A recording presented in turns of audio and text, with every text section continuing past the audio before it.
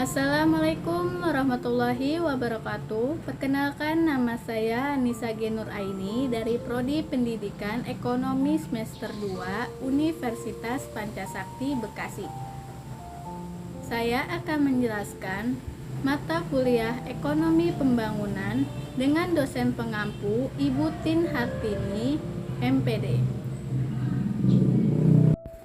Ekonomi pembangunan adalah suatu cabang ilmu yang menganalisis masalah-masalah yang dihadapi oleh negara-negara berkembang.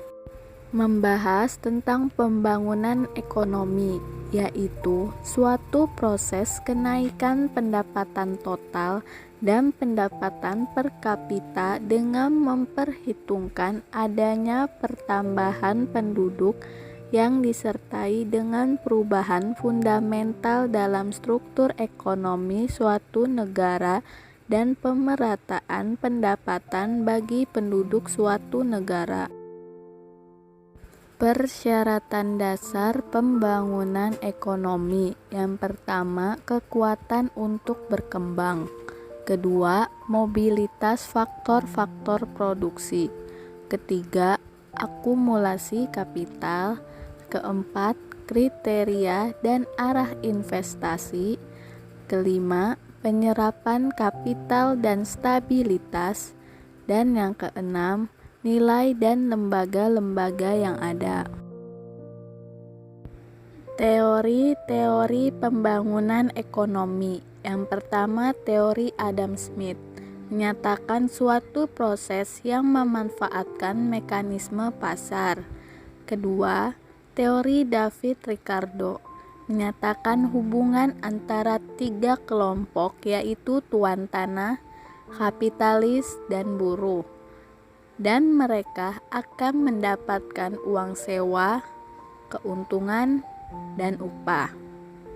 Yang ketiga, teori Malthus menyatakan pembangunan ekonomi akan terjadi apabila pertumbuhan ekonomi lebih besar dari pertambahan penduduk.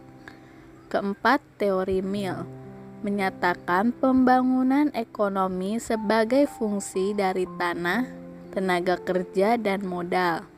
Dan yang kelima, teori Schumpeter menyatakan keyakinan bahwa sistem kapitalisme merupakan sistem yang paling baik untuk menciptakan pembangunan ekonomi yang pesat.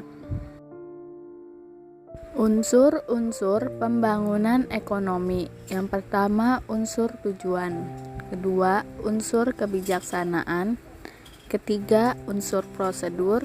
Keempat, unsur kemajuan. Dan yang kelima, unsur program. Proses perencanaan pembangunan ekonomi. Yang pertama, menetapkan tujuan dan memprioritaskan tujuan serta memberi urutan tingkat kesejahteraannya.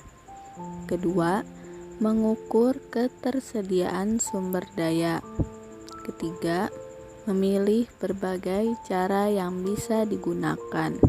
Keempat, mengerjakan perencanaan untuk mencapai tujuan tanpa terganggu oleh kendala yang besar. Masalah pembangunan ekonomi. Yang pertama, perkembangan penduduk dan tingkat pendidikan yang rendah.